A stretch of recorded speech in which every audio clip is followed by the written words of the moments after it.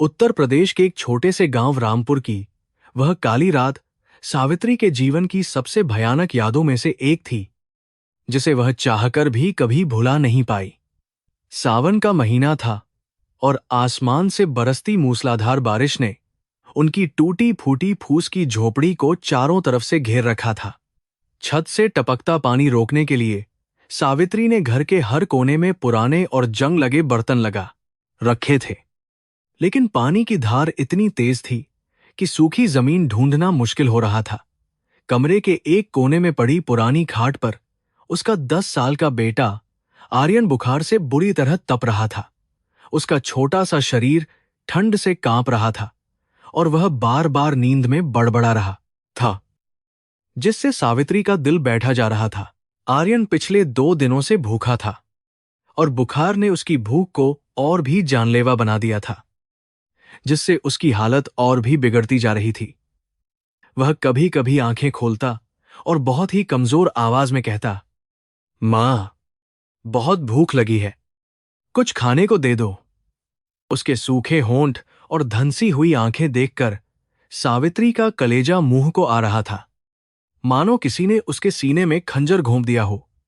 घर में अन्न का एक दाना भी नहीं बचा था और रसोई के डिब्बे खाली होकर उसका मुंह चिढ़ा रहे थे। सावित्री ने अपनी फटी हुई साड़ी के पल्लू में छिपे कुछ सिक्के टटोले, लेकिन वहां भी केवल निराशा ही हाथ लगी, क्योंकि वह पूरी तरह से निस्सहाय हो चुकी थी। गांव का साहूकार और जमींदार ठाकुर बलदेव सिंह गांव के चौराहे पर अपनी बड़ी सी दुकान और हवेली का मालिक था, जहां हर वक्त अनाज और पकवानों की खुशबू आती रहती थी। सावित्री जानती थी कि इतनी रात गए और इस भारी बारिश में केवल ठाकुर की दुकान ही खुली होगी, जहां से उसे शायद अपने बेटे के लिए कुछ मिल सके। लेकिन ठाकुर बलदेव सिंह अपनी क्रूरता और गरीबों के प्रति घृणा के लिए पूरे इलाके में कुख्यात था। वह निम्न जाति के लोगों को इंसान नहीं, बल्कि अपने पैरों की धूल समझता था। सावित्री के मन में एक पल के लिए संकोच हुआ, लेकिन जब उसने आर्यन की कराह सुनी तो उसका मातृत्व उसके आत्मसम्मान पर हावी हो गया। सावित्री ने अपने सिर पर पल्लू कसकर बांधा और उस तूफानी रात में बाहर निकल पड़ी, जहां कीचड़ और पानी ने रास्तों को दलदल बना दिया था। हर कदम पर उसके पैर फिसलन भरी मिट्टी में धंस रहे थे और तेज हवा के थपेड़े उसे पीछे धकेलने की कोशिश कर रहे थे। गांव की गलियां सुनसान थीं। केवल आवारा कुत्तों के भौंकने की आवाजें आ रही थीं, जो माहौल को और भी डरावना बना रही थीं। बिजली की कड़कड़ाहट के साथ जब रोशनी होती तो सावित्री को अपनी गरीबी और लाचारी का वह नंगा नाच दिखाई देता, जिससे वह बरसों से लड़ रही थी। वह मन ही मन ईश्वर से प्रार्थना कर रही थी कि ठाकुर का दिल आज पसीज जाए। जब वह ठाकुर बलदेव सिंह की दुकान के पास पहुंची तो वहां जल रही लालटेन की रोशनी में उसे कुछ लोग बैठे दिखाई दिए, जो हंसी ठिठोली कर रहे थे। ठाकुर अपनी गद्दी पर शान से बैठा हुक्का गुड़गुड़ा रहा था और उसके सामने गर्मा गर्म रोटियों और सब्जी की थालियां सजी हुई थीं। खाने की महक ने सावित्री के पेट में भी मरोड़ पैदा कर दी, लेकिन उसे अपनी भूख की कोई चिंता नहीं थी। वह सहमती हुई दुकान की सीढ़ियों के पास जाकर खड़ी हो गई। उसका पूरा शरीर बारिश के पानी से भीगा हुआ था और वह ठंड से थर थर कांप रही थी। ठाकुर की नजर उस पर पड़ी और उसकी आंखों में हिकारत का भाव तैर गया। सावित्री ने कांपते हुए हाथों को जोड़कर ठाकुर के सामने गिड़गिड़ाना शुरू किया, मालिक, मेरा बेटा बहुत बीमार है। वह 2 दिन से भूखा है। अगर उसे कुछ खाने को नहीं मिला तो वह मर जाएगा। उसकी आवाज में एक मां की बेबसी और दर्द साफ झलक रहा था, जिसे सुनकर पत्थर का दिल भी पिघल सकता था। लेकिन ठाकुर बलदेव सिंह ने मुंह से धुआं छोड़ते हुए एक व्यंग्यात्मक हंसी हंसी और अपने साथियों की ओर देखा। अरे देखो, यह नीच जात की औरत फिर आ गई भीख मांगने। दिन भर कोई काम धाम नहीं करती और रात को मुंह उठाकर चली आती हैं मुफ्त की रोटियां तोड़ने। ठाकुर के शब्द किसी कोड़े की तरह सावित्री की आत्मा पर बरस रहे थे। सावित्री ने अपनी आंखों से बहते आंसुओं को पोंछते हुए दोबारा विनती की, मालिक, मैं भीख नहीं मांग रही। मैं आपके यहां बर्तन मांज दूंगी, झाड़ू लगा दूंगी। बस 2 रोटियां दे दीजिए, चाहे बासी ही क्यों ना हो। उसने ठाकुर के पैरों की तरफ हाथ बढ़ाने की कोशिश की, लेकिन ठाकुर ने अपना पैर पीछे खींच लिया, जैसे कि सावित्री के छूने से वह अपवित्र हो जाएगा। वहां बैठे उसके चमचे जोर जोर से हंसने लगे और सावित्री की गरीबी का मजाक उड़ाने लगे। अरे ओ बुढ़िया, यहां कोई लंगर नहीं चल रहा है। अगर तेरे बेटे की किस्मत में मरना लिखा है तो हम क्या करें, एक आदमी ने ताना मारा। ठाकुर बलदेव सिंह को अपनी ताकत और रुतबे का प्रदर्शन करने में एक पैशाचिक आनंद मिलता था, खासकर जब सामने वाला व्यक्ति पूरी तरह से लाचार हो। उसने अपनी थाली से 2 जली हुई और सूखी रोटियां उठाईं, जिन्हें शायद वह कुत्तों को डालने वाला था।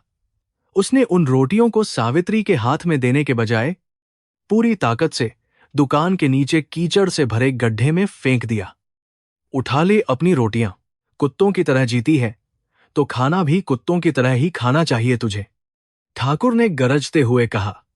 रोटियां गंदे पानी और कीचड़ में जा गिरीं, और सावित्री की उम्मीदें भी उन रोटियों के साथ उस गंदगी में मिल गईं। उस पल सावित्री को लगा जैसे समय थम गया हो। उसकी आंखों के सामने अंधेरा छा गया और अपमान की आग ने उसके पूरे शरीर को जला दिया। वह एक स्वाभिमानी औरत थी, जिसने पति की मौत के बाद भी कभी किसी के आगे हाथ नहीं फैलाया था, लेकिन आज ममता ने उसे झुकने पर मजबूर कर दिया था। उसने कीचड़ में पड़ी उन रोटियों को देखा, फिर दुकान पर बैठे उन हंसते हुए दरिंदों को देखा।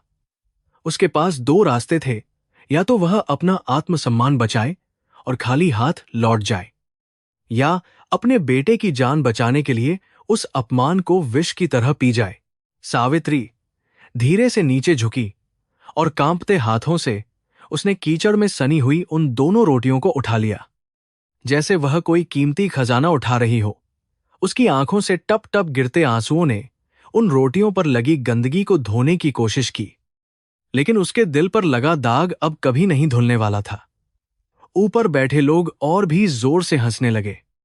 देखो, उठा ली, मैंने कहा था ना, इनकी यही औकात है। सावित्री ने उनकी बातों को अनसुना कर दिया, क्योंकि अब उसके कानों में केवल अपने बेटे की कराह गूंज रही थी। उसने रोटियों को अपने पल्लू में छिपाया और वहां से भाग खड़ी हुई। घर लौटते समय बारिश और भी तेज हो गई थी, मानो प्रकृति भी सावित्री के साथ रो रही हो और उसके आंसुओं को छिपाने की कोशिश कर रही हो।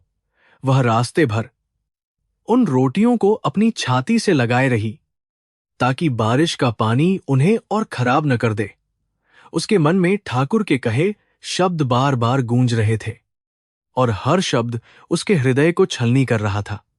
उसने कसम खाई कि आज की यह रात और यह अपमान वह जीवन भर याद रखेगी। यह केवल रोटियां नहीं थीं, यह उस समाज का कड़वा सच था जिसने गरीबों को इंसान समझने से इनकार कर दिया था।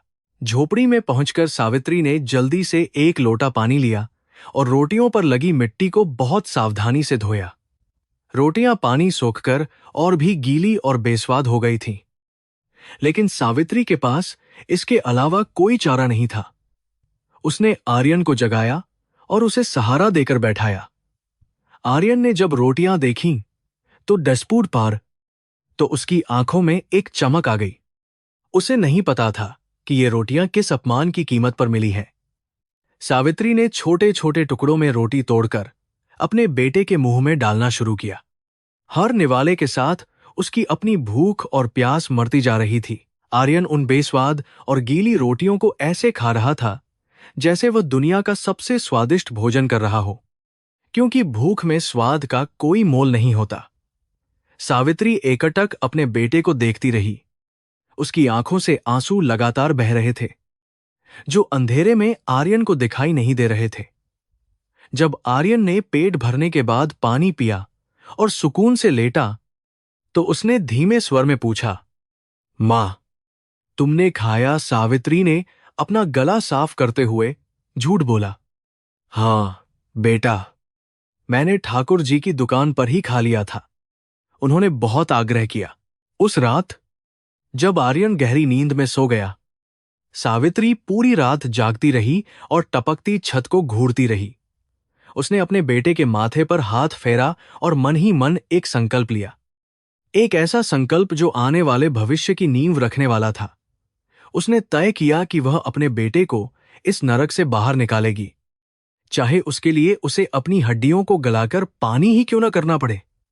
वह आर्यन को इतना काबिल बनाएगी कि एक दिन वही ठाकुर जिसने आज उसे कीचड़ से रोटी उठाने पर मजबूर किया, उसके सामने सिर झुकाने पर विवश हो जाए। अगली सुबह जब सूरज की पहली किरण ने उस गीली और सीलन भरी झोपड़ी में प्रवेश किया, तो सावित्री की आंखों में एक नई चमक थी। यह चमक उम्मीद की नहीं, बल्कि एक जिद्दी संघर्ष की थी। उसने आर्यन को जगाया और उसे पास बिठाकर कहा, बेटा, आज से तुझे सिर्फ एक ही काम करना है, पढ़ना। तुझे इतना बड़ा आदमी बनना है कि कभी किसी मां को अपने बच्चे के लिए कीचड़ से रोटी न उठानी पड़े। आर्यन को उस समय मां की बातों का गहरा मतलब समझ नहीं आया, लेकिन उसने मां की आंखों में वह आग देखी जो उसने पहले कभी नहीं देखी थी। उस दिन के बाद से सावित्री का जीवन पूरी तरह बदल गया। उसने अपने शरीर को एक मशीन में तब्दील कर दिया। वह सुबह 4 बजे उठती, दूसरों के घरों में जाकर बर्तन मांजती, कपड़े धोती और फिर खेतों में मजदूरी करने जाती। उसके हाथों की त्वचा साबुन और पानी से गलकर फटने लगी थी। उनमें से कभी कभी खून भी रिसने लगता था, लेकिन उसने कभी उफ तक नहीं की। हर बार जब उसे दर्द होता, उसे ठाकुर की वह हंसी और कीचड़ में पड़ी रोटियां याद आ जाती, जो उसके लिए दर्द निवारक दवा का काम करती थीं। आर्यन भी अपनी मां के इस त्याग को बहुत कम उम्र में समझने लगा था। उसने खेल कूद छोड़कर अपना पूरा ध्यान किताबों में लगा दिया। वह जानता था कि उसकी मां जिस दर्द को छिपा रही है, उसका इलाज केवल उसकी सफलता है। गांव के सरकारी स्कूल में, जहां अन्य बच्चे मस्ती करते थे, आर्यन फटे पुराने कपड़ों में एकाग्र होकर पढ़ता रहता था। कई बार उसे भी भूख लगती थी, लेकिन वह अपनी मां के हिस्से की रोटी खाने से इनकार कर देता था, यह कहकर कि उसका पेट भरा हुआ है। मां और बेटे के बीच यह मूक समझौता उनकी ताकत बन गया था। गांव के लोग अक्सर सावित्री का मजाक उड़ाते थे। अरे सावित्री, क्यों इस छोरे को पढ़ाने में अपनी जान खपा रही है? बड़ा होकर यह भी तो मजदूरी ही करेगा। लेकिन सावित्री इन बातों का जवाब अपनी खामोशी और अपनी मेहनत से देती थी। वह जानती थी कि शब्दों से दिए गए जवाब हवा में उड़ जाते हैं, लेकिन सफलता से दिया गया जवाब इतिहास बन जाता है। उसने अपने कानों को बहरा कर लिया था, ताकि दुनिया की नकारात्मकता उसके संकल्प को डिगा न सके। उसकी दुनिया अब सिर्फ आर्यन और उसकी किताबों तक सिमट कर रह गई थी। समय बीतता गया और वह अपमानजनक रात आर्यन के दिल में एक नासूर की तरह बस गई थी, जो उसे हर पल चैन से बैठने नहीं देती थी। वह जब भी रोटियां देखता, उसे कीचड़ और मां के आंसू याद आते। यह याद उसे थकने नहीं देती थी, रुकने नहीं देती थी। सावित्री का शरीर दिन ब दिन ढलता जा रहा था, लेकिन उसका हौसला एक विशाल पर्वत की तरह अडिग था।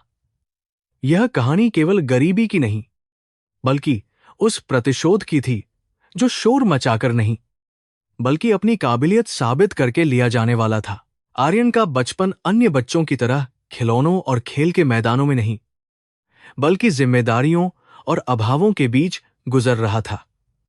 गांव का सरकारी स्कूल, जिसकी दीवारें जगह जगह से टूटी हुई थीं और छत से प्लास्टर गिरता रहता था, अब आर्यन का दूसरा घर बन गया था। उसके पास न तो पैरों में पहनने के लिए जूते थे और न ही ढंग का बस्ता। वह एक पुरानी प्लास्टिक की थैली में अपनी कुछ फटी पुरानी किताबें और एक पेंसिल लेकर स्कूल जाता था। जब वह नंगे पैर तपत्ती दोपहरी में स्कूल के रास्ते पर चलता, तो उसके तलवे जलते थे, लेकिन उसके मन में जल रही शिक्षा की आग उस शारीरिक पीड़ा से कहीं अधिक तेज थी। वह कक्षा में सबसे पीछे बैठता, अपने फटे हुए कपड़ों को छिपाने की कोशिश करता, लेकिन उसकी आंखों में सीखने की जो ललक थी, वह उसे पूरी कक्षा में सबसे अलग और खास बनाती थी। किताबें और कॉपियां खरीदना सावित्री की हैसियत से बाहर था। इसीलिए आर्यन ने कभी अपनी मां से नई किताबों की जिद नहीं की। वह जानता था कि एक किताब की कीमत उसकी मां के 2 दिन की कड़ी मजदूरी के बराबर है। वह अपने सहपाठियों से रद्दी में फेंकी गई किताबें मांग लेता या फिर उन पन्नों पर लिखता जो दूसरों ने खाली छोड़ दिए थे। अक्सर वह अमीर घर के बच्चों, जैसे ठाकुर बलदेव के बेटे, की पुरानी किताबें लेने की कोशिश करता, लेकिन उसे वहां भी धुतकार ही मिलती थी। फिर भी उसने हार नहीं मानी। उसने अपनी याददाश्त को ही अपनी कॉपी बना लिया। मास्टर जी कक्षा में जो कुछ भी बोलते, वह उसे एक ही बार में अपने दिमाग में छाप लेता था। उसका यह हुनर जल्द ही शिक्षकों की नजर में आने लगा। लेकिन गरीबी का दाग इतनी आसानी से नहीं छुपता था। शाम होते ही जब गांव के अमीर बच्चे ट्यूशन पढ़ने के लिए मास्टर दीनदयाल के घर जाते थे, तब आर्यन के पास फीस देने के लिए पैसे नहीं होते थे। लेकिन ज्ञान की प्यास उसे मास्टर जी के घर तक खींच ले जाती थी। वह घर के बाहर उस खिड़की के नीचे चुपचाप खड़ा हो जाता, जहां से अंदर की आवाज साफ सुनाई देती थी। अंदर बच्चे पंखे के नीचे बैठकर आराम से पढ़ रहे होते थे और बाहर आर्यन मच्छरों और उमस के बीच खड़ा होकर दीवार से कान लगाकर गणित के सवाल हल करना सीखता था। कई बार मास्टर जी की पत्नी उसे वहां खड़ा देखकर डांटकर भगा देती थी। ए छोरे, यह क्या चोरों की तरह खड़ा है, भाग यहां से। आर्यन चुपचाप वहां से हट जाता। लेकिन जैसे ही दरवाजा बंद होता, वह फिर अंधेरे कोने में जाकर खड़ा हो जाता। उधर सावित्री का जीवन एक मशीन की तरह चलता जा रहा था, जिसका स्विच कभी बंद नहीं होता था।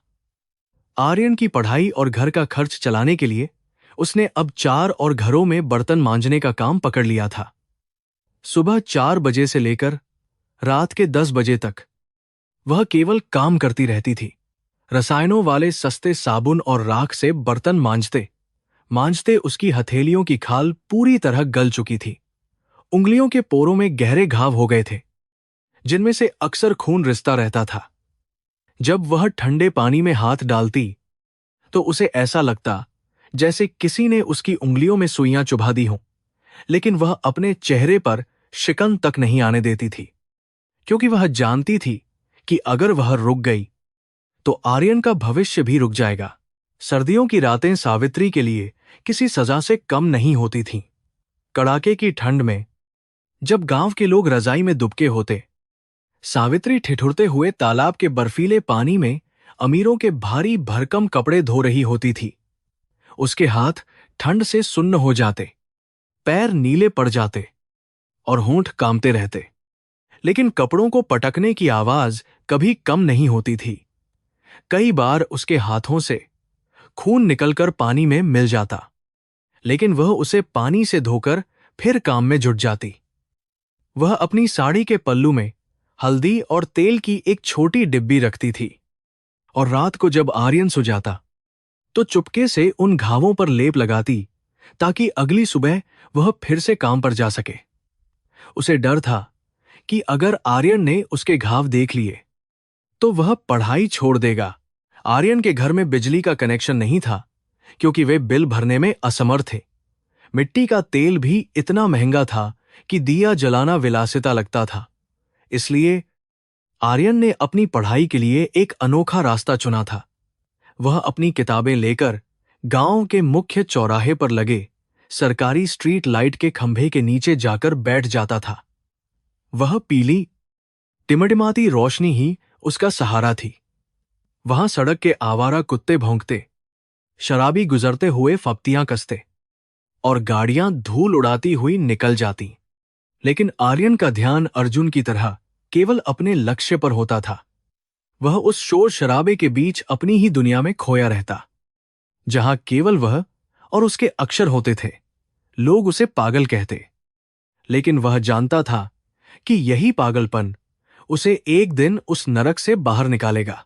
अक्सर ठाकुर बलदेव सिंह या उनका बेटा अपनी जीप से वहां से गुजरते और आर्यन को सड़क किनारे पड़ते देखकर जोर से हंसते। अरे देखो, यह कुम्हार का बेटा कलेक्टर बनेगा। सड़क की धूल चाटने वाले अब कुर्सी के सपने देख रहे हैं। ठाकुर का बेटा ताना मारता। उसके दोस्त भी कोरस में हंसते और कभी कभी आर्यन की किताबों पर कंकड़ या खाली बोतलें फेंक देते। उसकी मुट्ठियां भिंच जाती, लेकिन उसे अपनी मां की कसम याद आ जाती। बेटा, हमारा जवाब हमारी जुबान नहीं, हमारी कामयाबी देगी। वह अपनी किताबों से धूल झाड़ता और फिर से पढ़ने में जुट जाता। उसने अपमान के हर घूंट को अपनी प्रेरणा का ईंधन बना लिया था, जो उसके अंदर की आग को और भड़का रहा था। एक रात आर्यन जब सड़क की बत्ती के नीचे से पढ़कर देर रात घर लौटा, तो उसने देखा कि मां बैठी बैठी ही सो गई है। उनके सामने थाली में एक सूखी रोटी और थोड़ा सा नमक रखा था, जिसे शायद उन्होंने खाने के लिए निकाला था, लेकिन थकान के कारण खा नहीं पाई। तेल के दिए की मध्यम रोशनी में आर्यन की नजर अचानक मां के हाथों पर पड़ी। उसने देखा कि मां की हथेलियां किसी पुराने पेड़ की छाल की तरह खुरदरी और कट्टी फट्टी हो गई हैं। उंगलियों के जोड़ों पर गहरे जख्म थे, जिनमें मवाद भर रहा था। आर्यन का दिल धक से रह गया। उसने कभी गौर ही नहीं किया था कि मां के हाथ अब इंसान के हाथ जैसे नहीं रहे थे। वह वही हाथ थे जिन्होंने उसे बचपन में लोरी गाते हुए थपकी दी थी। आज वे हाथ उसकी तकदीर संवारने में खुद मिट रहे थे। आर्यन घुटनों के बल मां के पास बैठ गया और बहुत हल्के हाथों से, बिना उन्हें जगाए, उन जख्मों को छूने लगा। उसे महसूस हुआ कि मां की त्वचा पत्थर जैसी सख्त हो गई है। उसकी आंखों से आंसुओं की धारा बह निकली और मां के हाथों पर गिर गई। सावित्री नींद में ही थोड़ा कसमसाई और उसने अपना हाथ खींच लिया। शायद नींद में भी उसे दर्द का एहसास था। उस पल आर्यन के अंदर कुछ टूट गया और कुछ नया जुड़ गया। उसने मां के उन जख्मों को अपनी आत्मा पर अंकित कर लिया। उसने कसम खाई कि जब तक वह इन हाथों को मखमल जैसा आराम नहीं दे देगा, तब तक वह चैन से नहीं सोएगा। मां का हर एक घाव उसके लिए एक कर्ज बन गया था, जिसे उसे हर हाल में चुकाना था। अगले दिन से आर्यन की मेहनत दोगुनी हो गई। वह अब न केवल स्ट्रीट लाइट के नीचे पढ़ता, बल्कि सुबह जल्दी उठकर अखबार बांटने और चाय की दुकान पर कप धोने का काम भी करने लगा, ताकि वह कुछ पैसे जमा कर सके और मां के लिए दवाई ला सके। उसने मास्टर जी से पुरानी किताबें मांगना छोड़ दिया और रद्दी की दुकान पर जाकर पुराने अखबारों में छपे लेखों को पढ़ने लगा। उसका ज्ञान अब केवल स्कूली किताबों तक सीमित नहीं था, वह दुनिया को समझ रहा था। उसने देखा कि कैसे कानून और व्यवस्था गरीबों के खिलाफ काम करती है, और यहीं से उसके मन में पुलिस अफसर बनने का बीज अंकुरित हुआ। वह उस तंत्र का हिस्सा बनना चाहता था, ताकि वह उस तंत्र को बदल सके जिसने उसकी मां को समय से पहले बूढ़ा बना दिया था। परीक्षा के दिन नजदीक आ रहे थे और आर्यन ने अपनी नींद हराम कर दी थी। वह जानता था कि स्कूल में प्रथम आना केवल एक उपलब्धि नहीं, बल्कि एक आवश्यकता है। गांव के लोग अब भी उसे शक की नजर से देखते थे। अरे, यह तो रट्टा मारता है, देखना इम्तिहान में फेल हो जाएगा, लोग कानाफूसी करते। लेकिन आर्यन के दिमाग में मां के हाथों की वो तस्वीर छपी हुई थी। जब वह परीक्षा हॉल में बैठा, तो उसे प्रश्न पत्र के हर सवाल में अपनी गरीबी का हल दिखाई दे रहा था। उसकी कलम कागज पर ऐसे चल रही थी जैसे कोई तलवार चल रही हो। 3 घंटे तक वह अपनी पूरी जिंदगी का दर्द उस कागज पर उतारता रहा। वह हर एक अक्षर को इतनी शिद्दत से लिख रहा था, मानो वह अपनी किस्मत की नई लकीरें खींच रहा हो। जिस दिन 10वीं का परिणाम आया, पूरे स्कूल में सन्नाटा छा गया। आर्यन ने न केवल स्कूल में टॉप किया था, बल्कि पूरे जिले में उसका नाम मेरिट लिस्ट में सबसे ऊपर था। ठाकुर बलदेव के बेटे को बमुश्किल पास होने लायक नंबर मिले थे।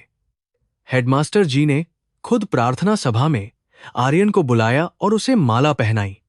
सावित्री, जो हमेशा भीड़ में सबसे पीछे खड़ी रहती थी, आज भी वहीं खड़ी थी। अपनी फटी साड़ी में। लेकिन आज उसका सिर गर्व से ऊंचा था।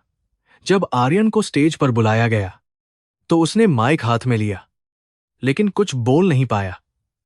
उसकी नजरें भीड़ को चीरती हुई सीधे अपनी मां पर टिकी थीं। उसने अपना मेडल और सर्टिफिकेट हवा में उठाया, जैसे वह कह रहा हो, मां, यह सब तेरे छालों की देन है। गांव में यह खबर आग की तरह फैल गई कि बर्तन मांजने वाली का बेटा जिले में अव्वल आया है। कुछ लोग बधाई देने आए, लेकिन ज्यादातर लोगों की आंखों में जलन थी। ठाकुर बलदेव सिंह के लिए यह किसी तमाचे से कम नहीं था। उसने अपने बेटे को सबके सामने पीटा और आर्यन को किताबी कीड़ा कहकर अपनी भड़ास निकाली। लेकिन सावित्री के लिए वह दिन दिवाली से कम नहीं था। उसने उस रात अपनी कमाई के थोड़े से पैसों से आधा किलो जलेबी खरीदी, जो आर्यन को बहुत पसंद थी। जब वे दोनों मां बेटे उस टूटी झोपड़ी में बैठकर जलेबी खा रहे थे, तो सावित्री ने कहा, देखना बेटा, एक दिन तू बहुत बड़ा अफसर बनेगा और हम इस झोपड़ी को महल बना देंगे। आर्यन ने मां के हाथों को अपने हाथों में लिया और मन ही मन कहा, महल का तो पता नहीं मां, लेकिन तेरे इन हाथों को मैं अब और घिसने नहीं दूंगा। उस रात सफलता की पहली सीढ़ी चढ़ने के बाद भी आर्यन को नींद नहीं आई। उसे एहसास हो गया था कि यह तो बस शुरुआत है।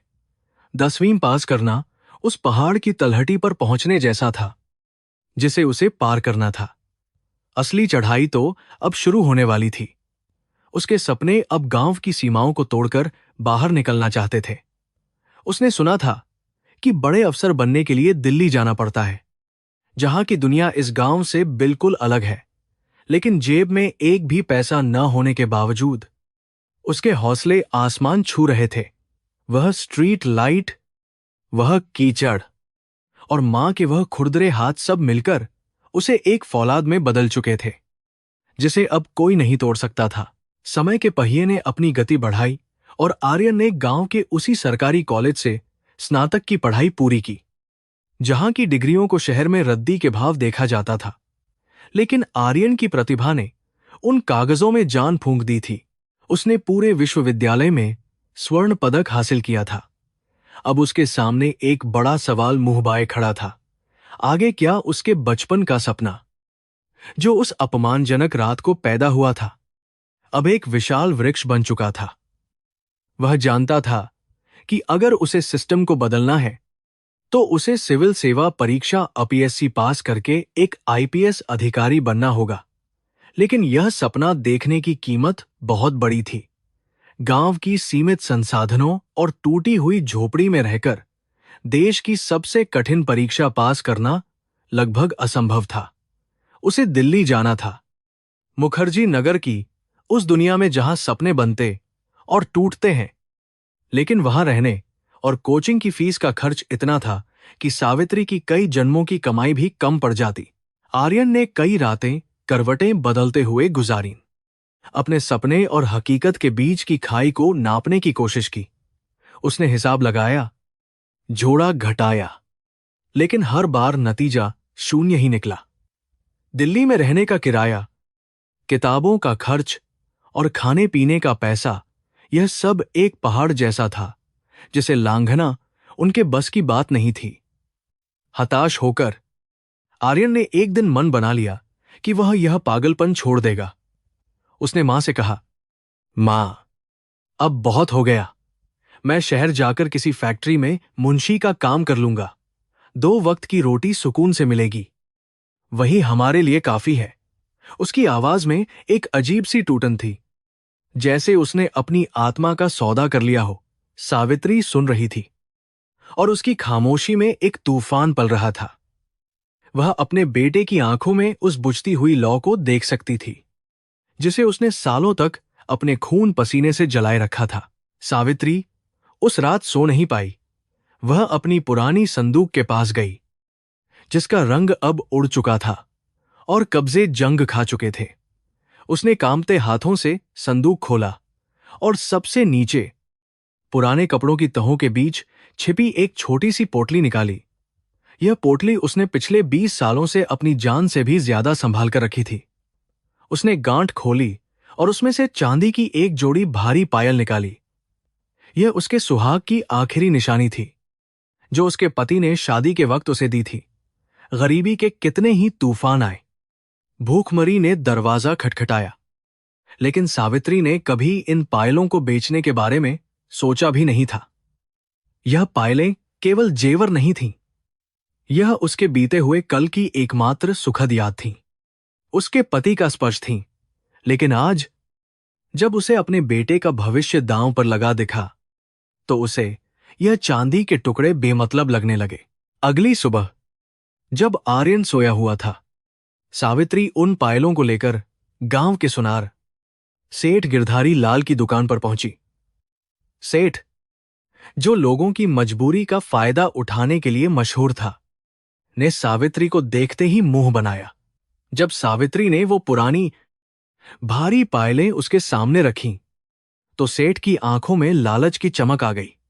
अरे सावित्री, यह तो पुराने जमाने की डिजाइन है, अब इसका कोई मोल नहीं है। काट छांट कर जो निकलेगा वही दे पाऊंगा, सेठ ने व्यापारिक धूर्तता के साथ कहा। सावित्री जानती थी कि वह झूठ बोल रहा है, लेकिन उसके पास बहस करने का वक्त नहीं था। उसने अपनी साड़ी का पल्लू फैला दिया और रुंधे गले से कहा, सेठ जी, यह मेरी अर्थी का सामान नहीं, मेरे बेटे की वर्दी का सपना है। इसका सही दाम लगा दीजिए। मैं एहसान नहीं मांग रही। सेठ ने कुछ पैसे कम करके नोटों की एक गड्डी उसके हाथ में रख दी। पायलों के बिना सावित्री के पैर उसे अजीब से हल्के और खाली महसूस हो रहे थे, मानो उसका कोई अंग कट गया हो। चलते वक्त अब वो छन छन की आवाज नहीं आती थी, जो उसे हमेशा यह एहसास दिलाती थी कि वह सुहागन थी। लेकिन जैसे ही उसने अपने हाथ में पैसों की गर्माहट महसूस की, उसे लगा कि उसने अपने अतीत को बेचकर अपने बेटे का भविष्य खरीद लिया है। घर पहुंचकर उसने नोटों की वह गड्डी आर्यन के सामने रख दी। आर्यन की आंखें फटी की फटी रह गईं। मां, यह पैसे कहां से आए? उसने कांपती आवाज में पूछा। तभी उसकी नजर मां के नंगे पैरों पर पड़ी। वह सन्न रह गया। वह समझ गया कि मां ने अपनी आखिरी जमा पूंजी भी कुर्बान कर दी है। वह चीख पड़ा, नहीं मां, मैं यह पाप नहीं कर सकता। बाबूजी की आखिरी निशानी बेचकर मैं अफसर नहीं बनूंगा। मैं यह पैसे वापस कराऊंगा। सावित्री ने आर्यन का हाथ पकड़ लिया और उसे अपनी कसम दी। उसने आर्यन की आंखों में आंखें डालकर कहा, बेटा, यह पायलें मेरे पैरों की बेड़ियां थीं, जो मुझे बार बार पीछे खींचती थीं। आज मैंने उन्हें बेचकर तुझे आजाद कर दिया है। मेरे पति की निशानी चांदी के टुकड़ों में नहीं, बल्कि तेरी सफलता में जिंदा रहेगी। जिस दिन तू खाकी वर्दी पहनकर आएगा, वह मेरी असली पायल होगी, जिसका शोर पूरी दुनिया सुनेगी। सावित्री के शब्दों में इतना दृढ़ संकल्प था कि आर्यन निरुत्तर हो गया। वह मां के चरणों में गिरकर फूट फूट कर रोने लगा। उस दिन उसने कसम खाई कि वह इन आंसुओं और मां के नंगे पैरों की कीमत जरूर चुकाएगा। उसने उन पैसों को किसी पवित्र ग्रंथ की तरह माथे से लगाया, क्योंकि उनमें मां के त्याग की महक थी। दिल्ली जाने की तैयारी शुरू हो गई। आर्यन के पास कोई महंगा सूटकेस नहीं था। उसने एक पुराना लोहे का बक्सा लिया, जिसे उसने रस्सी से बांधा। सावित्री ने रात भर जागकर आर्यन के लिए सूखे नाश्ते, मठरी और आम का अचार तैयार किया, ताकि परदेश में उसे घर के स्वाद की कमी महसूस न हो। वह हर कपड़े को बहुत प्यार से तय कर रही थी। बीच बीच में चुपके से अपनी आंखों के कोने पोंछ लेती थी। वह जानती थी कि कल उसका घर सूना हो जाएगा। उसका बेटा, जो उसकी आंखों का तारा था, अब उस क्रूर दुनिया में अकेला लड़ने जा रहा था। लेकिन उसने अपने डर को आर्यन के सामने जाहिर नहीं होने दिया। वह उसे कमजोर होकर विदा नहीं करना चाहती थी। उसने आर्यन को एक छोटी सी डायरी दी और कहा, जब भी हिम्मत टूटे, इसमें लिखना और याद रखना, तेरी मां की दुआएं हमेशा तेरे साथ ढाल बनकर चलेंगी। विदाई की सुबह गांव का रेलवे स्टेशन लोगों की भीड़ और शोर शराबे से भरा हुआ था। चाय वालों की आवाजें, यात्रियों की धक्का मुक्की और इंजन की सीटी का शोर, सब कुछ बहुत व्यस्त लग रहा था। आर्यन और सावित्री प्लेटफॉर्म के एक कोने में खड़े थे। आर्यन ने खादी का एक साधारण सा कुर्ता पहना था और कंधे पर अपना झोला लटका रखा था। सावित्री उसे एकटक देख रही थी, मानो उसकी सूरत को अपनी आंखों में कैद कर लेना चाहती हो।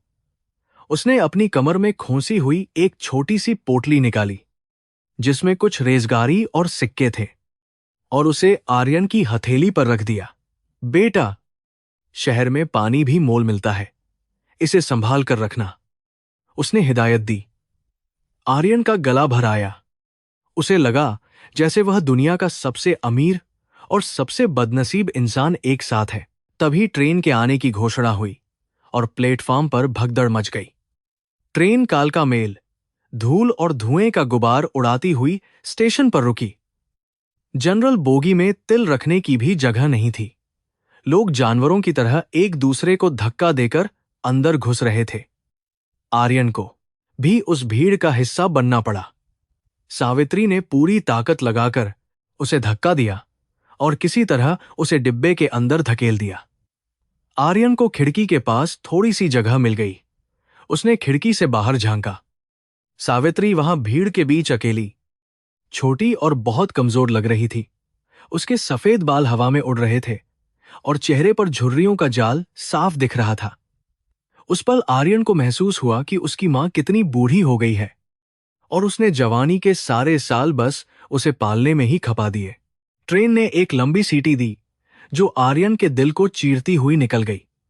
पहियों ने सरकना शुरू किया। सावित्री ट्रेन के साथ साथ कुछ कदम दौड़ी। उसका हाथ हवा में उठा हुआ था, जैसे वह अपने बेटे को छूना चाहती हो। अपना ख्याल रखना बेटा, और जब तक साहब बनकर न लौटो, पीछे मुड़कर मत देखना, उसने चिल्लाकर कहा। लेकिन उसकी आवाज इंजन के शोर में दब गई। आर्यन ने केवल उसके होठों को हिलते हुए देखा। उसकी आंखों से आंसुओं का सैलाब बह निकला। वह खिड़की की सलाखों को पकड़कर रोता रहा, जबकि ट्रेन की रफ्तार बढ़ती गई। धीरे धीरे प्लेटफॉर्म पीछे छूट गया और सावित्री की आकृति एक धुंधले बिंदु में बदल गई और अंततः ओझल हो गई। अब आर्यन के पास केवल मां की दी हुई यादें और वह भारी जिम्मेदारी बची थी। डिब्बे के अंदर का माहौल बहुत घुटन भरा था। पसीने की बदबू, बच्चों के रोने की आवाज और लोगों की बहसबाजी, यह सब आर्यन को एक नई दुनिया का परिचय दे रहे थे। वह अपनी सीट पर सिकुड़ कर बैठ गया, बक्से को अपनी छाती से कसकर लगा लिया। उसके आसपास बैठे लोग अपनी अपनी समस्याओं में उलझे हुए थे। किसी को इस बात की परवाह नहीं थी कि एक लड़का अपना सब कुछ पीछे छोड़ आया है। आर्यन ने अपनी जेब में हाथ डाला और उन पैसों को टटोला जो मां ने पायल बेचकर दिए थे। वह नोट पसीने से भीग चुके थे। उसे लगा जैसे वह अपनी जेब में आग का गोला लेकर चल रहा हो। हर नोट पर उसे मां के नंगे पैरों की छाप दिखाई दे रही थी। उसने मन ही मन दोहराया, मैं हार नहीं सकता। मेरे पास हारने का विकल्प ही नहीं है। रास्ता लंबा था और रात गहरी होती जा रही थी। ट्रेन के पहियों की खटखट आवाज में आर्यन को मां की पुरानी पायलों की आवाज सुनाई दे रही थी। वह आवाज अब संगीत नहीं, बल्कि एक युद्ध घोष बन गई थी। उसने खिड़की से बाहर घूप अंधेरे को देखा, जहां दूर दूर तक कोई रोशनी नहीं थी। यह अंधेरा उसके भविष्य जैसा था, अनिश्चित और डरावना। लेकिन वह जानता था कि उसे खुद ही अपनी मशाल बननी होगी। उसे याद आया कि कैसे मां ने उसे सिखाया था कि कीचड़ में ही कमल खिलता है। वह अब गांव का आर्यन नहीं था, वह एक योद्धा था जो अपने अस्तित्व की लड़ाई लड़ने जा रहा था। दिल्ली अब सिर्फ एक शहर नहीं, बल्कि उसका रणक्षेत्र था। जैसे जैसे ट्रेन दिल्ली के करीब पहुंच रही थी, आर्यन का दिल जोर जोर से धड़क रहा था।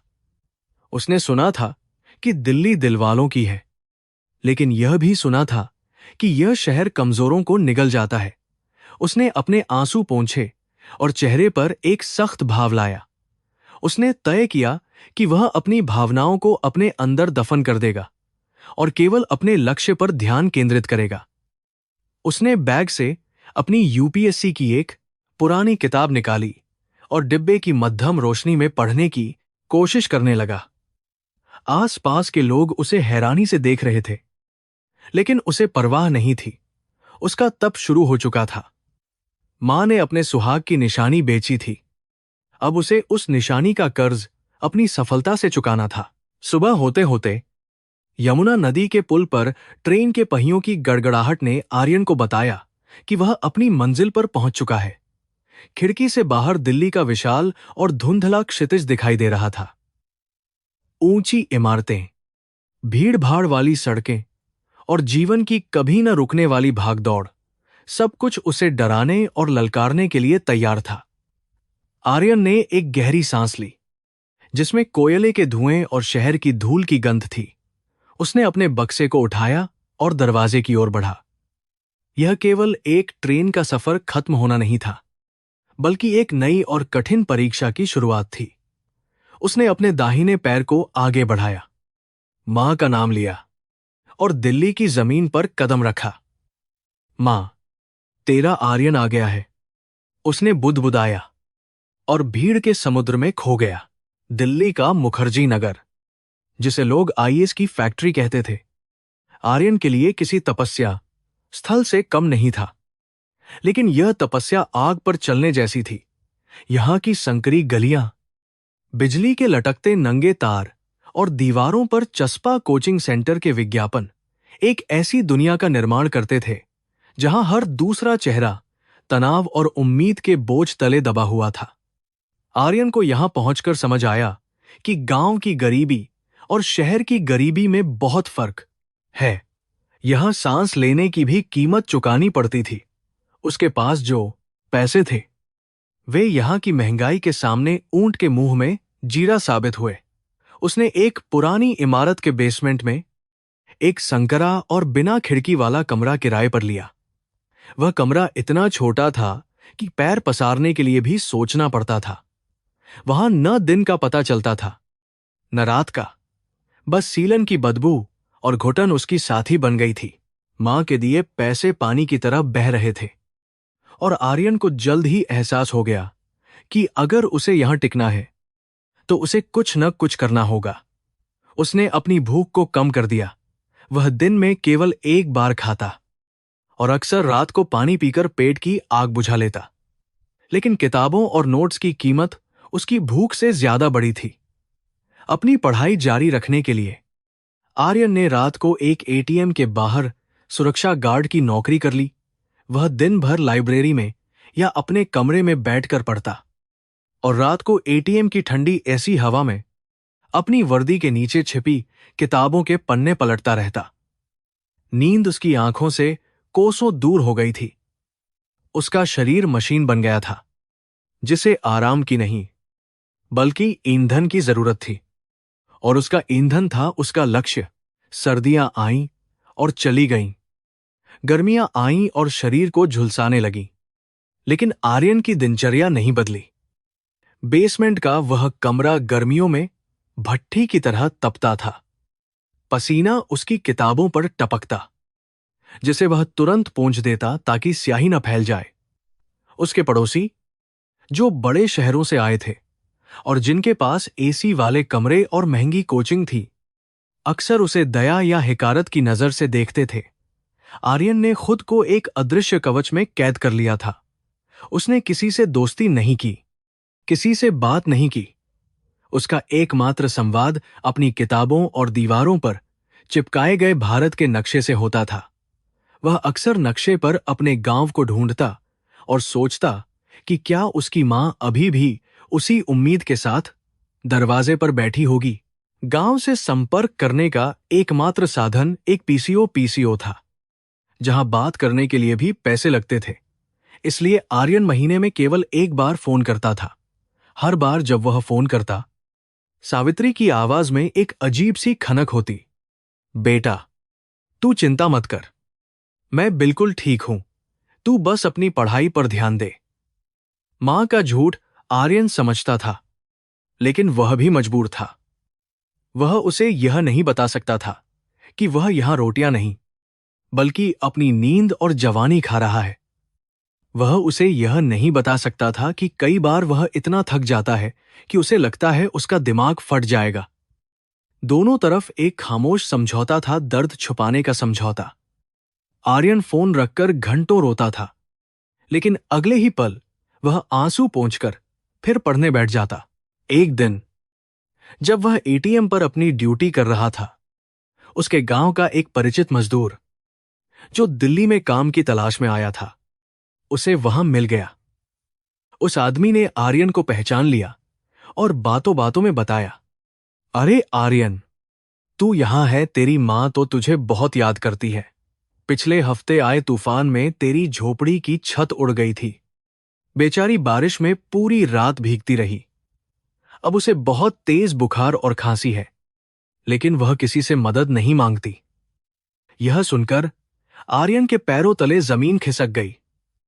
जिस मां ने उसके लिए अपनी पायल बेच दी, वह वहां बिना छत के मर रही थी, और यहां वह शहर में बैठा पन्ने पलट रहा था। उसे अपने आप पर इतनी घृणा हुई कि वह खुद को नोच लेना चाहता था। आर्यन अपनी ड्यूटी छोड़कर सीधे अपने कमरे में भागा। उसने अपना सामान बांधना शुरू कर दिया। उसका दिमाग केवल एक ही बात दोहरा रहा था, मुझे वापस जाना है, मुझे यह सब नहीं चाहिए। अगर मां ही नहीं रही तो इस वर्दी का मैं क्या करूंगा। उसने अपनी किताबों को बक्से में फेंका, कपड़ों को ठूंसा। उसकी आंखों के सामने मां का भीगा हुआ चेहरा और कांपता हुआ शरीर घूम रहा था। वह स्टेशन जाने के लिए कमरे से निकलने ही वाला था कि उसकी नजर मेज पर रखी उस डायरी पर पड़ी जो मां ने उसे दी थी। डायरी के पहले पन्ने पर मां के टेढ़े मेढ़े अक्षरों में लिखा था, विजयी भव्य विजयी बनो। वह वहीं ठिठक गया। उसके कदम दरवाजे की चौखट पर जम गए। उस पल उसे वह पुरानी रात याद आ गई। कीचड़ में सनी हुई 2 रोटियां, ठाकुर की वह शैतानी हंसी और मां के नंगे पैर। उसने सोचा, अगर मैं आज वापस गया तो मैं मां के लिए क्या लेकर जाऊंगा। वही गरीबी, वही लाचारी। ठाकुर फिर हंसेगा और कहेगा कि नौकरानी का बेटा नौकर ही बन सकता है। मां की बीमारी का इलाज मेरी वापसी नहीं, मेरी सफलता है। यह विचार बिजली की तरह उसके दिमाग में कौंध गया। उसने अपना बैग नीचे गिरा दिया। वह वहीं फर्श पर बैठ गया और दहाड़े मारकर रोया। उसने अपने दिल को पत्थर बना लिया। उसने तय किया कि वह वापस जाएगा, लेकिन खाली हाथ नहीं। वह उस ताकत के साथ जाएगा जो उसकी मां को सुरक्षा और सम्मान दे सके। उस रात के बाद आर्यन का संघर्ष पागलपन में बदल गया। उसने अपनी नौकरी छोड़ दी और एक चाय की दुकान पर रात को बर्तन धोने का काम पकड़ लिया, जहां उसे बचा कुचा खाना मिल जाता था, ताकि खाने का समय और पैसा दोनों बच सके। अब वह 18 से 20 घंटे पढ़ने लगा। उसकी आंखें लाल रहती थीं, शरीर सूखकर कांटा हो गया था, दाढ़ी बढ़ गई थी और कपड़े मैले हो गए थे। लोग उसे मुखर्जी नगर का पागल कहने लगे थे। वह चलता फिरता एक कंकाल लग रहा था, जिसकी आंखों में एक डरावनी चमक थी। उसे अब न गर्मी लगती थी, न ठंड, न भूख। वह एक समाधि में था। इतिहास, भूगोल, राजनीति, शास्त्र, ये विषय अब उसके लिए केवल सिलेबस नहीं, बल्कि उसके अस्तित्व की लड़ाई बन गए थे। जब दूसरे छात्र चाय की टपरी पर राजनीति की बातें करते या सिनेमा देखने जाते, आर्यन अपने कमरे में बंद होकर लक्ष्मीकांत और विपिन चंद्रा की किताबों को घोट रहा होता था। उसने अपने कमरे की दीवारों को नोट से पाट दिया था। वह ब्रश करते हुए भी पढ़ता, खाना खाते हुए भी पढ़ता। कई बार उसे चक्कर आते और वह गिर जाता, लेकिन उठते ही वह फिर पढ़ने लगता। उसे डर था कि अगर वह एक पल के लिए भी रुका तो उसकी मां की सांसें रुक जाएंगी। यह डर ही उसकी सबसे बड़ी ताकत थी। उसने खुद को पूरी दुनिया से काट लिया था। उसे नहीं पता था कि देश में क्या हो रहा है। उसे बस यह पता था कि उसे यूपीएससी की सूची में अपना नाम चाहिए। परीक्षा के दिन नजदीक आ रहे थे और तनाव हवा में तैर रहा था। लाखों की भीड़ में से कुछ 100 चुने जाने थे। आर्यन के पास खोने के लिए कुछ नहीं था, और यही उसे सबसे खतरनाक प्रतियोगी बना रहा था। जिस दिन वह प्रीलिम्स की परीक्षा देने गया, उसके पास ऑटो के पैसे नहीं थे। वह 10 किलोमीटर पैदल चलकर सेंटर पहुंचा, पसीने में लथपथ, भूखा प्यासा, लेकिन उसका आत्मविश्वास हिमालय जैसा अडिग था। जब उसने प्रश्न पत्र देखा तो उसे लगा कि हर सवाल उसे चुनौती दे रहा है और वह हर चुनौती को स्वीकार करने के लिए तैयार था। उसने हर उत्तर को ऐसे चिह्नित किया जैसे वह अपने दुश्मनों का संहार कर रहा हो। प्रीलिम्स पास करने के बाद मेंस मुख्य परीक्षा की चुनौती और भी बड़ी थी। इसमें केवल ज्ञान नहीं, बल्कि विचारों की गहराई की परख होती थी। आर्यन ने अपने जीवन के अनुभवों को अपने उत्तरों में पिरोया। जब निबंध के पेपर में गरीबी और सामाजिक न्याय पर विषय आया, तो आर्यन ने किताब नहीं, बल्कि अपनी जिंदगी लिखी। उसने सावित्री के फटे हाथों, कीचड़ वाली रोटी और जमींदार के अत्याचार का वर्णन किया। उसके शब्द कागज पर स्याही नहीं, बल्कि आग उगल रहे थे। परीक्षक को भी शायद अंदाजा नहीं होगा कि इन शब्दों के पीछे कितना दर्द छिपा है। उसने अपनी आत्मा को निचोड़कर उन उत्तर पुस्तिकाओं में भर दिया था। साक्षात्कार, इंटरव्यू का बुलावा आया तो आर्यन के पास पहनने के लिए ढंग के कपड़े नहीं थे। उसने अपने एक पुराने साथी से उधार की शर्ट और पैंट मांगी जो थोड़ी ढीली थी। जब वह यूपीएससी भवन धौलपुर हाउस के भव्य गेट के सामने खड़ा हुआ, तो उसे अपनी औकात और सपनों के बीच का फासला साफ दिखाई दिया। अंदर बैठे बोर्ड मेंबर सूट बूट में थे, पढ़े लिखे कुलीन वर्ग के लोग। आर्यन जब कमरे में दाखिल हुआ तो उसकी चाल में कोई बनावटीपन नहीं था। बोर्ड के अध्यक्ष ने उसकी प्रोफाइल देखी और पूछा, मिस्टर आर्यन, आपने अपने पिता के बारे में नहीं लिखा है और आपकी मां एक मजदूर है। आप यहां तक कैसे पहुंचे? आर्यन ने एक पल के लिए आंखें बंद कीं, मां का चेहरा याद किया और फिर बेहद शांत स्वर में जवाब दिया, सर, मुझे यहां तक मेरी मां की तपस्या और मेरे समाज के तिरस्कार ने पहुंचाया है। मैं यहां केवल एक नौकरी पाने नहीं आया हूं, मैं उस व्यवस्था का हिस्सा बनने आया हूं जो यह सुनिश्चित करे कि किसी और मां को अपने बच्चे की भूख मिटाने के लिए अपना आत्मसम्मान न बेचना पड़े। उसका जवाब इतना सच्चा और गहरा था कि कमरे में सन्नाटा छा गया। बोर्ड मेंबर्स ने एक दूसरे को देखा। उन्हें समझ आ गया कि उनके सामने कोई साधारण छात्र नहीं, बल्कि आग में तपकर निकला हुआ सोना बैठा है। साक्षात्कार देकर बाहर निकलते ही आर्यन को लगा जैसे उसके कंधों से कई टन का बोझ उतर गया हो। परिणाम आने में अभी कुछ महीने बाकी थे। वह वापस अपने गांव नहीं जा सकता था, न ही उसके पास दिल्ली में रहने का कोई कारण बचा था। यह इंतजार का समय उसके जीवन का सबसे मुश्किल समय था। वह हर रोज मंदिर जाता, जो उसने पहले कभी नहीं किया था, और बस मां की सलामती की दुआ मांगता। उसे डर था कि कहीं उसकी जीत की खबर सुनने से पहले ही मां हार ना मान ले। उसका मन अशांत था, जैसे तूफान से पहले की खामोशी। वह जानता था कि यह रिजल्ट केवल एक पीडीएफ फाइल नहीं, बल्कि उसकी और उसकी मां की जिंदगी का फैसला होगा। अंततः परिणाम का दिन आ गया। मुखर्जी नगर के साइबर कैफे में छात्रों की भीड़ उमड़ पड़ी थी। धड़कनें तेज थीं, हाथ कांप रहे थे। आर्यन भीड़ से दूर एक कोने में खड़ा था। उसकी हिम्मत नहीं हो रही थी कि वह लिस्ट देखे। उसके एक दोस्त ने चिल्लाकर कहा, रिजल्ट आ गया। भीड़ कंप्यूटर स्क्रीन पर टूट पड़ी। आर्यन ने अपनी आंखें बंद कर लीं और मां का नाम लिया। तभी एक आवाज भीड़ को चीरती हुई आई, आर्यन रैंक 25 भाई, तू आईपीएस बन गया। वह आवाज आर्यन के कानों में किसी दैवीय उद्घोषणा की तरह गूंजी। समय थम गया, शोर गायब हो गया। उसके सामने केवल अंधेरा था, और उस अंधेरे में मां की मुस्कुराती हुई तस्वीर। साइबर कैफे के उस शोरगुल भरे माहौल में, जहां हर कोई चिल्ला रहा था और एक दूसरे को बधाइयां दे रहा था, आर्यन एक पत्थर की मूर्ति की तरह स्तब्ध खड़ा था।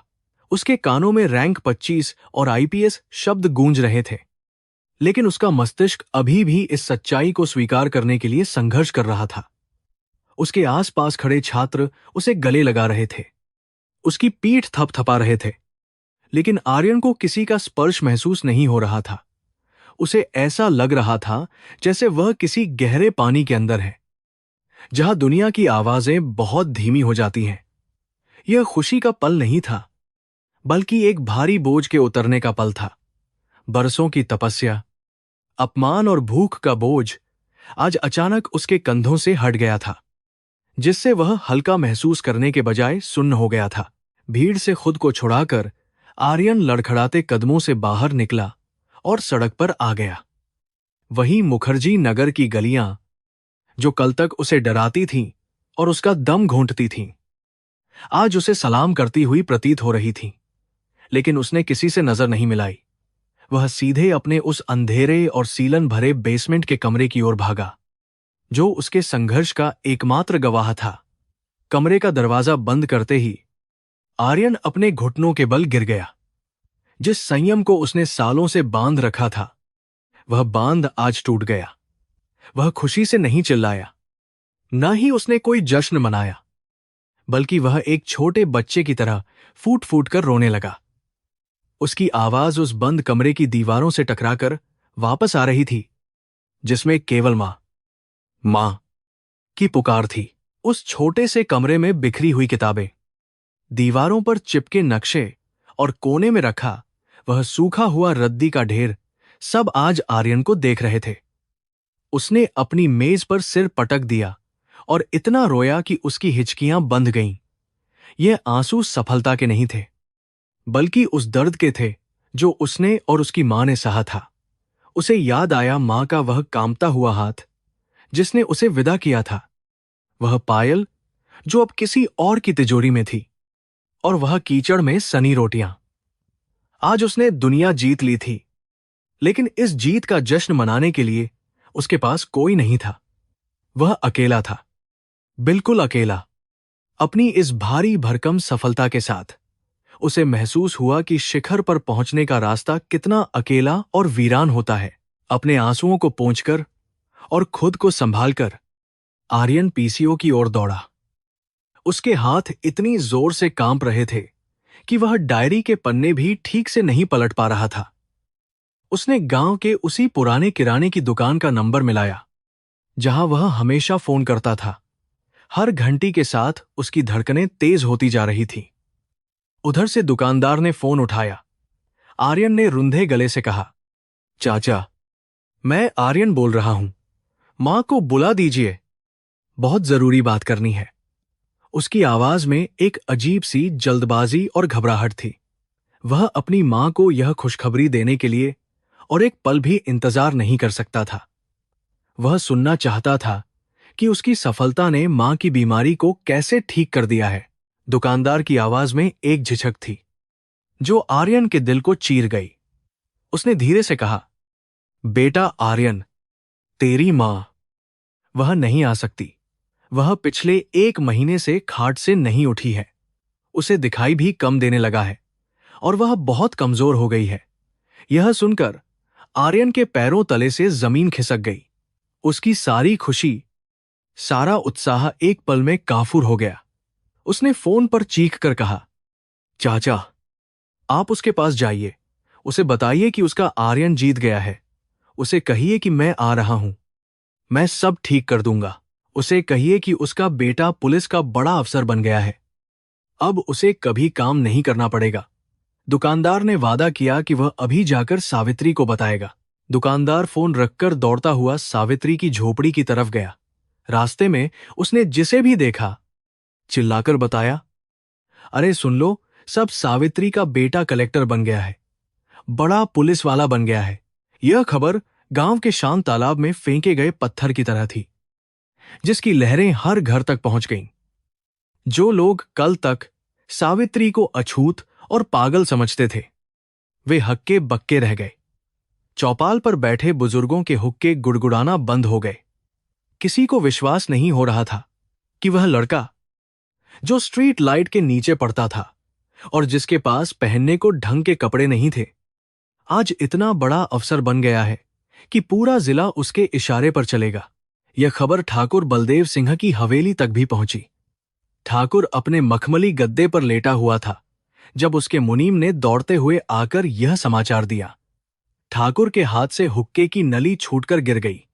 उसका चेहरा, जो हमेशा घमंड से तमतमाया रहता था, भय से पीला पड़ गया। उसे वह रात याद आ गई जब उसने सावित्री की रोटियां कीचड़ में फेंकी थीं और आर्यन की आंखों में वह प्रतिशोध की आग देखी थी। उसे महसूस हुआ कि समय का चक्र घूम चुका है। जिस कीड़े को उसने मसलने की कोशिश की थी, वह अब फन फैलाए खड़ा था। ठाकुर को पहली बार अपनी दौलत और बाहुबल बौना नजर आने लगा। उसे अपनी हवेली की दीवारें अब सुरक्षा नहीं, बल्कि कैद महसूस होने लगीं। देखते ही देखते पूरा गांव सावित्री की टूटी हुई झोपड़ी के बाहर इकट्ठा हो गया। वे औरतें जो सावित्री को अपने कुएं से पानी नहीं भरने देती थीं, आज उसके लिए दूध और फल लेकर आई थीं। वे मर्द जो आर्यन को देखकर मुंह फेर लेते थे, आज सावित्री को माताजी कहकर पुकार रहे थे। हर कोई यह दिखाने की होड़ में था कि वह सावित्री का कितना बड़ा शुभचिंतक है। इसे ही दुनिया का दस्तूर कहते हैं। उगते सूरज को सब सलाम करते हैं, लेकिन डूबते हुए को कोई नहीं पूछता। सावित्री अपनी खाट पर पड़ी, अधखुली आंखों से यह तमाशा देख रही थी। उसे कुछ समझ नहीं आ रहा था कि अचानक यह भीड़ और यह शोर क्यों है, लेकिन उसके मन के किसी कोने में एक उम्मीद की किरण जागी कि शायद उसका आर्यन आ रहा है। दुकानदार ने भीड़ को हटाते हुए सावित्री के कान के पास जाकर जोर से कहा, सावित्री, तेरा आर्यन पास हो गया। वह बहुत बड़ा अफसर बन गया है। अब वह लाल बत्ती वाली गाड़ी में आएगा। सावित्री के सूखे और पपड़ीदार होठों पर एक बहुत ही धीमी मुस्कान रेंग गई। उसे आईपीएस या अफसर का मतलब नहीं पता था, लेकिन वह इतना समझ गई कि उसके बेटे ने अपना वचन पूरा कर दिया है। उसकी आंखों से 2 बूंद आंसू लुढ़क कर उसके कानों में समा गए। उसने आकाश की ओर अपने कांपते हाथ उठाए, जैसे ईश्वर को धन्यवाद दे रही हो। उसके शरीर में अब जान नहीं बची थी। वह केवल अपने बेटे की एक झलक पाने के लिए अपनी आखिरी सांसों को मुट्ठी में भींचे हुए थी। इधर दिल्ली में आर्यन ने एक पल भी बर्बाद नहीं किया। उसने अपना वही पुराना लोहे का बक्सा निकाला और उसमें अपने कपड़े भरने लगा। लेकिन इस बार उसके हाथों में वो पायल नहीं थी, बल्कि एक नया आत्मविश्वास था। उसने अपनी वर्दी का आर्डर देने के बजाय सीधे बस अड्डे का रुख किया। उसे बधाई देने वालों के फोन आ रहे थे। मीडिया वाले उसका इंटरव्यू लेना चाहते थे, लेकिन आर्यन के लिए यह सब बेमानी था। उसकी प्राथमिकता केवल एक थी, अपनी मां के पास पहुंचना। वह जानता था कि असली मेडल उसे किसी मंत्री के हाथों नहीं, बल्कि अपनी मां के चरणों में सिर रखकर मिलेगा। उसने दिल्ली की उस धूल भरी सड़क को आखिरी बार देखा और मन ही मन कहा, मां, मैं अपना कर्ज चुकाने आ रहा हूं। रामपुर की ऊबड़ खाबड़ और धूल भरी सड़कों पर आज तक केवल बैलगाड़ियों की चरमराहट या ठाकुर की पुरानी जीप का शोर ही गूंजता था, लेकिन आज का मंजर कुछ और ही था। दूर से आती पुलिस के सायरन की तीखी और भेदक आवाज ने पूरे गांव की दोपहर की नींद हराम कर दी थी।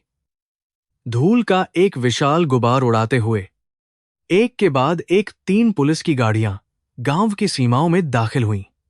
सबसे आगे वाली जीप पर लगी लाल नीली बत्ती की चमक ने सूरज की रोशनी को भी चुनौती दे दी थी।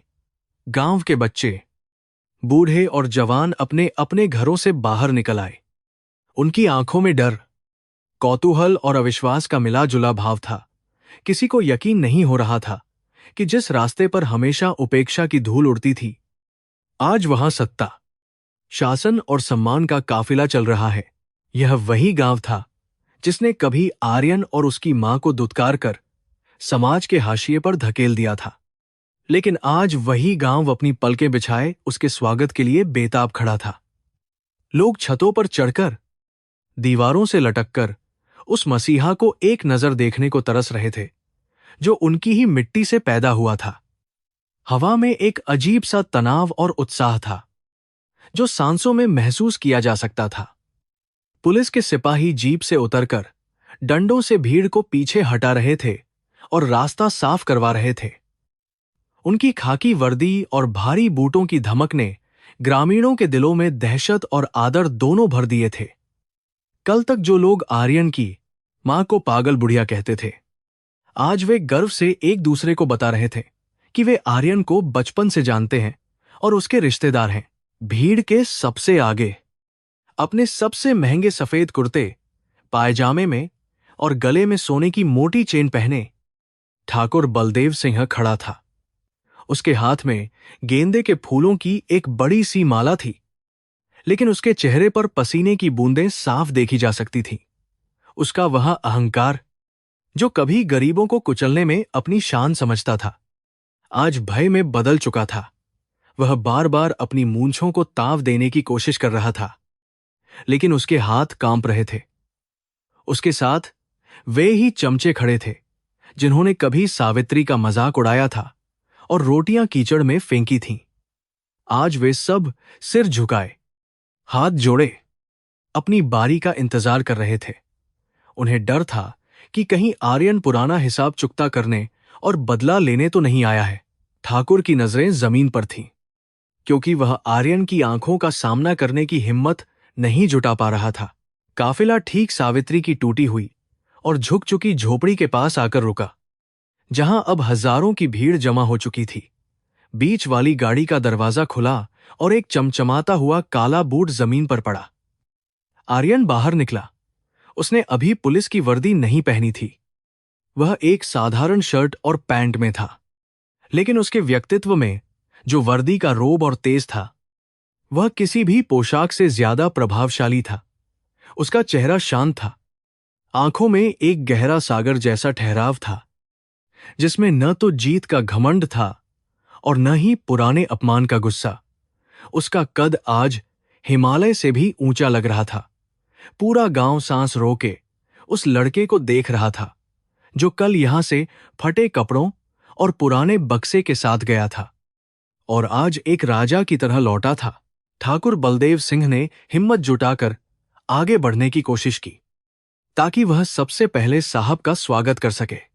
उसने अपने चेहरे पर एक बनावटी और छापलूसी भरी मुस्कान चिपका ली और माला पहनाने के लिए हाथ आगे बढ़ाए। आओ बेटा आर्यन, तुमने तो हमारे गांव का नाम रोशन कर दिया। हमें तो पहले से ही पता था, लेकिन आर्यन ने उसे ऐसे देखा जैसे वह वहां मौजूद ही न हो, जैसे वह हवा का कोई अदृश्य झोंका हो। उसने ठाकुर की ओर एक पल के लिए भी नहीं देखा, न ही उसकी बातों का कोई जवाब दिया। वह ठाकुर के बगल से ऐसे निकल गया जैसे रास्ते में पड़ा कोई पत्थर हो। यह तिरस्कार ठाकुर के गाल पर किसी तमाचे से भी ज्यादा जोरदार था। आर्यन की इस खामोशी ने बिना एक शब्द कहे ठाकुर के पूरे अस्तित्व को नकार दिया था। आर्यन के कदम सीधे और सधे हुए थे, जो केवल अपनी मां की झोपड़ी की ओर बढ़ रहे थे। पुलिस वाले भीड़ को लगातार पीछे धकेल रहे थे, ताकि साहब को रास्ता मिल सके। वह संकरा और कच्चा रास्ता, जो कभी कीचड़ और गंदगी से भरा रहता था, आज आर्यन के लिए किसी रेड कारपेट से कम नहीं था। उसने आसपास खड़े उन सभी चेहरों को अनदेखा कर दिया जो आज उसे अपना बताने की कोशिश कर रहे थे, जो उसके आगे पीछे घूम रहे थे। उसकी नजरें सिर्फ उस टूटे हुए बांस के दरवाजे पर टिकी थीं, जिसके पीछे उसकी दुनिया सिमटी हुई थी। झोपड़ी की हालत देखकर उसका दिल बैठ गया। फूस की छत जगह जगह से गल चुकी थी और मिट्टी की दीवारें गिरने की कगार पर थीं। यह वही घर था जिसने तूफानों को अपने सीने पर झेला था, ताकि उसके घर का एक चिराग जल सके। जैसे ही आर्यन ने झोपड़ी के अंदर कदम रखा, बाहर का शोरगुल अचानक सन्नाटे में बदल गया, मानो दुनिया कहीं पीछे छूट गई हो। अंदर घुप अंधेरा था और सीलन की वही पुरानी जानी पहचानी गंध आ रही थी जो गरीबी की पहचान होती है। उसकी आंखों को उस अंधेरे में अभ्यस्त होने में कुछ पल लगे।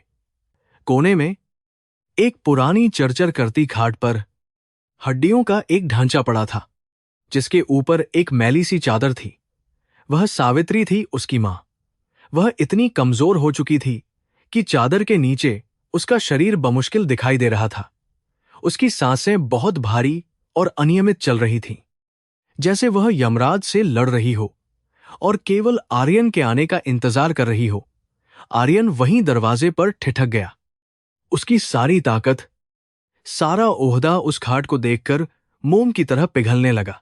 आर्यन के घुटने उस कच्ची जमीन पर टिक गए और उसकी आंखों से बहती अविरल धारा ने वर्षों के संयम को धो डाला। उसने अपने कांपते हाथों से मां के पैरों को छुआ, जो अब बर्फ की तरह ठंडे हो चुके थे और जिनकी त्वचा सूखी लकड़ी की तरह सख्त थी। सावित्री, जो बेहोशी की हालत में थी, ने उस स्पर्श को पहचान लिया। एक मां अपनी संतान के स्पर्श को मृत्यु शैया पर भी नहीं भूलती। उसकी बंद पलकों में एक हरकत हुई और उसने बहुत मुश्किल से अपनी आंखें खोलने की कोशिश की। उसकी धुंधली हो चुकी दृष्टि में आर्यन का चेहरा साफ नहीं दिख रहा था, लेकिन उसकी आत्मा ने महसूस कर लिया कि उसका बेटा, उसकी दुनिया उसके पास लौट आया है। उसने अपना कमजोर हाथ उठाने की कोशिश की। उसकी उंगलियां हवा में आर्यन को टटोल रही थीं। आर्यन ने मां का वह हाथ पकड़कर अपने गाल पर रख लिया और रुंधे गले से बोला, मां, उठो, देखो मैं आ गया हूं। मैं खाली हाथ नहीं आया, मैं जीत कर आया हूं। अब तुम्हें कभी काम नहीं करना पड़ेगा। अब हम महलों में रहेंगे। सावित्री के चेहरे पर एक बहुत ही फीकी मुस्कान आई, जैसे डूबता हुआ सूरज आखिरी बार चमकने की कोशिश कर रहा हो। उसने अपनी पूरी ताकत बटोरकर बहुत ही धीमी आवाज में कहा, आर्यन, मेरे लाल, मुझे पता था तू आएगा। यमराज दरवाजे पर खड़े थे, लेकिन मैंने उनसे कह दिया कि जब तक मेरा बेटा नहीं आएगा, मैं नहीं जाऊंगी। उसकी आवाज में खरखराहट थी, लेकिन उसमें एक अजीब सा सुकून था, जैसे किसी लंबी यात्रा के बाद यात्री घर पहुंच गया हो। आर्यन को अचानक कुछ याद आया। उसने अपने साथ लाए उस छोटे से टिफिन बॉक्स को खोला, जिसे उसने शहर से आते वक्त बहुत संभाल कर रखा था। उसमें से उसने 2 गर्मा गर्म और मुलायम रोटियां निकाली, जिनसे अभी भी घी की भीनी भीनी खुशबू आ रही थी। यह रोटियां केवल आटा और पानी नहीं थीं, यह आर्यन के संघर्ष और उसकी सफलता का प्रतीक थी। उस रात के अपमान का जवाब थी, जब उसे कीचड़ में सनी रोटियां मिली थीं। आज वह अपनी मां के लिए इज्जत की रोटियां लाया था। उसने रोटी का एक छोटा सा टुकड़ा तोड़ा और उसे दाल में डुबोकर मां के मुंह के पास ले गया। उसके हाथ कांप रहे थे, लेकिन उसका संकल्प अटल था। मां, याद है, उस रात ठाकुर ने हमें कीचड़ वाली रोटियां दी थी। तुमने कहा था कि एक दिन हम अपना वक्त बदलेंगे। आज मैं तेरे लिए वो कर्ज चुकाने आया हूं। यह रोटियां किसी की भीख नहीं है, यह तेरे बेटे की कमाई की हैं। खा ले मां, तेरे हाथ के छाले अब मेरे लिए मेडल बन गए हैं। आर्यन ने सिसकते हुए कहा। सावित्री ने अपना मुंह थोड़ा सा खोला और आर्यन ने वह निवाला उसके मुंह में डाल दिया। सावित्री उसे चबा नहीं पा रही थी, लेकिन उसने उस स्वाद को महसूस किया। वह स्वाद जीत का था, सम्मान का था और एक बेटे के प्रेम का था। उसकी आंखों के कोनों से 2 मोटी बूंदें गिरकर तकिए में समा गईं। उसने जीवन भर कड़वे घूंट पिए थे, लेकिन आज अंतिम समय में उसे अमृत का स्वाद मिला था। सावित्री ने आर्यन के सिर पर अपना हाथ रखा, मानो उसे अपना अंतिम आशीर्वाद दे रही हो। मेरा कर्ज पूरा हो गया बेटा, अब मुझे मुक्ति मिल गई। उसने बुदबुदाया। उसकी आंखों में एक अजीब सी चमक आई, जो इस दुनिया की नहीं थी। उसने आर्यन को एकटक देखा, जैसे वह उसकी छवि को अपनी आत्मा में बसाकर ले जाना चाहती हो। धीरे धीरे उसके हाथ की पकड़ ढीली होने लगी, सांसों की गति धीमी हो गई और वह मुस्कान उसके चेहरे पर स्थिर हो गई। कमरे में एक गहरा सन्नाटा छा गया, जो बाहर की भीड़ के शोर से कहीं ज्यादा भारी था। आर्यन को महसूस हुआ कि मां का हाथ, जो अभी तक उसके गाल पर था, अब बेजान होकर नीचे गिर गया है। आर्यन कुछ पल के लिए स्तब्ध रह गया। उसे विश्वास ही नहीं हुआ कि जिस पल के लिए उसने पूरी जिंदगी लड़ाई लड़ी, वह पल इतनी जल्दी रेत की तरह फिसल गया। वह मां कहकर उसे झकझोरने लगा। लेकिन सावित्री अब उस दुनिया में जा चुकी थी जहां कोई भूख, कोई गरीबी और कोई अपमान नहीं था। आर्यन ने अपना सिर मां की छाती पर रख दिया और एक जानवर की तरह दहाड़ मारकर रोया। उसकी वह चीख झोपड़ी की दीवारों को चीरती हुई बाहर निकली और पूरे गांव ने एक आईपीएस अधिकारी का नहीं, बल्कि एक अनाथ बेटे का विलाप सुना। वह चीख इतनी दर्दनाक थी कि बाहर खड़े कठोर दिल वाले पुलिसकर्मियों की भी आंखें नम हो गईं। बाहर खड़ी भीड़ में सन्नाटा पसर गया। ठाकुर बलदेव सिंह, जो अभी भी माला लिए खड़ा था, ने जब वह रोने की आवाज सुनी तो उसके हाथ से माला छूटकर जमीन पर गिर गई। उसे पहली बार अपनी गलती का एहसास हुआ।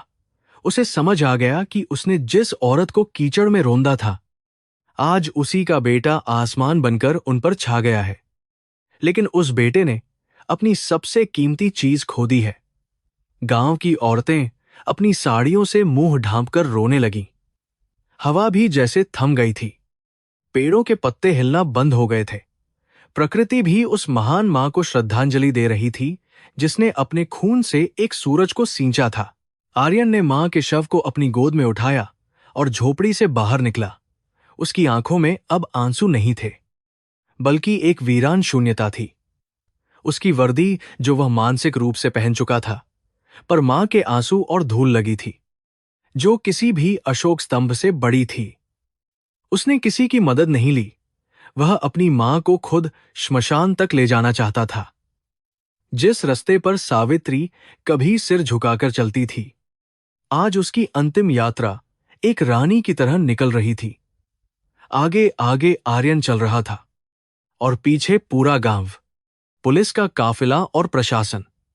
आज अमीरी और गरीबी का भेद मिट गया था।